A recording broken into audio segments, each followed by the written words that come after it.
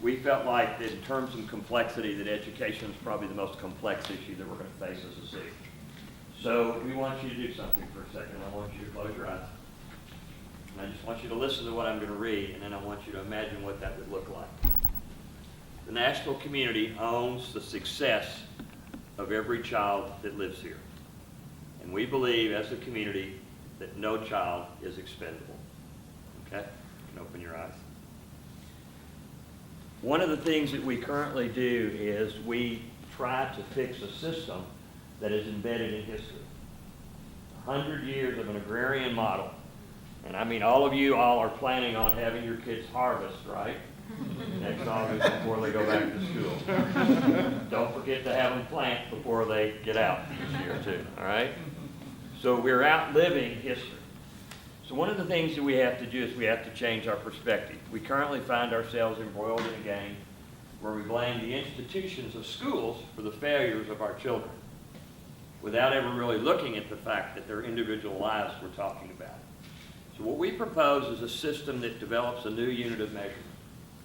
No longer will we talk about failing schools, but we will talk about is how many children do we have who are not being successful, not reaching their potential in this city. And that will be an unacceptable item to have any. So what we propose is we propose looking at defining success differently. Excuse me, while I put on my glasses and see what I got on.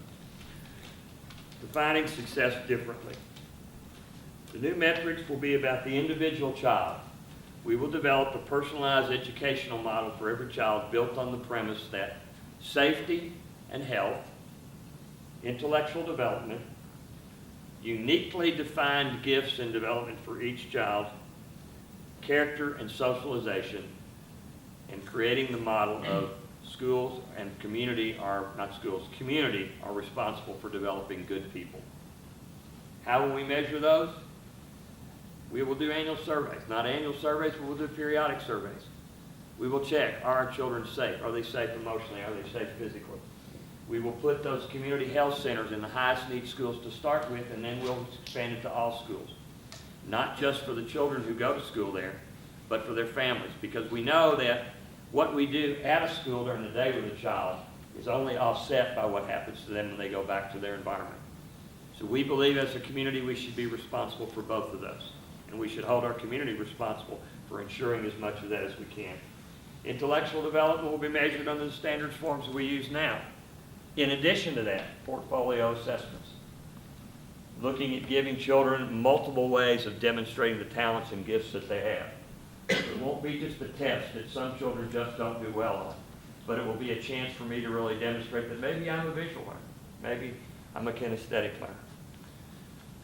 And the fact that we don't want any child leaving school without having some definable talent that they own. Everybody's good at something, and they need to be rewarded and praised for that. Character and socialization. What does it mean to be a good person? Am I involved in service learning? Do I know how to relate to multiple types of people? Do I embrace the diversity of my community? I need to learn those skills as I grow up so I can pass those on for a different community later on. How will we do this? Well, there's one lever. And we didn't put a timeline on it, but I'm going to put one on it anyway, group, so just give me poetic license. The lever is individualized student funding that follows the child. No longer will we simply give money to schools based upon this entity or that entity or that entity, but that the factor that tags the child goes with the child.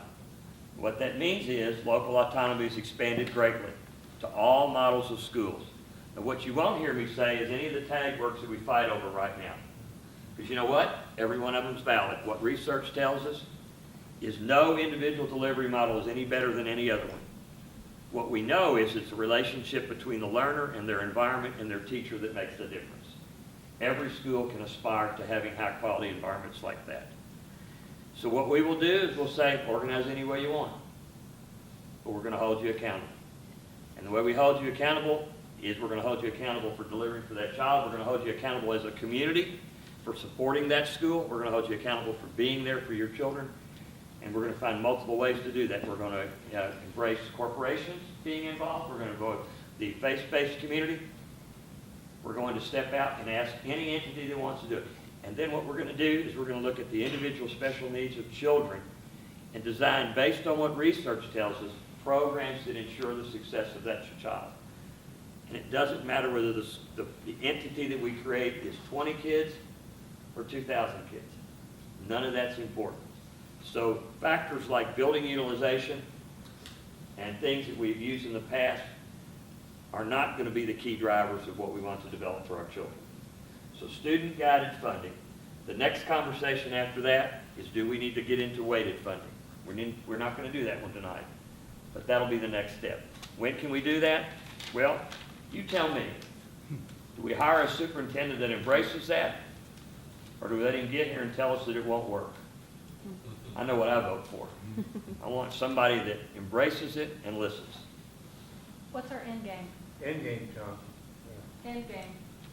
What is our end game? Tell me. I'm sorry, right here. Well, we- Oh, the end game. Yeah. Oh, I'm sorry, thank you. I'm sorry, I'm about 18 minutes over, this is good. Okay, how do we know we've been successful? Well, one of the things we'll do is obviously we'll benchmark along the whole journey.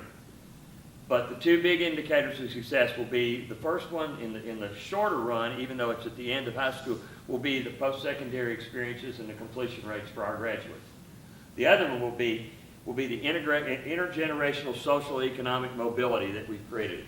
How many of the young people that started in our schools in poverty ended up 1 and 2 and 3 steps higher up on the social ladder, creating better jobs? So we want to increase not just first-time college goers, but first-time professionals, first-time people that are making much more. The living wage is not a question for those. And that's the longitudinal measure of the quality of our system.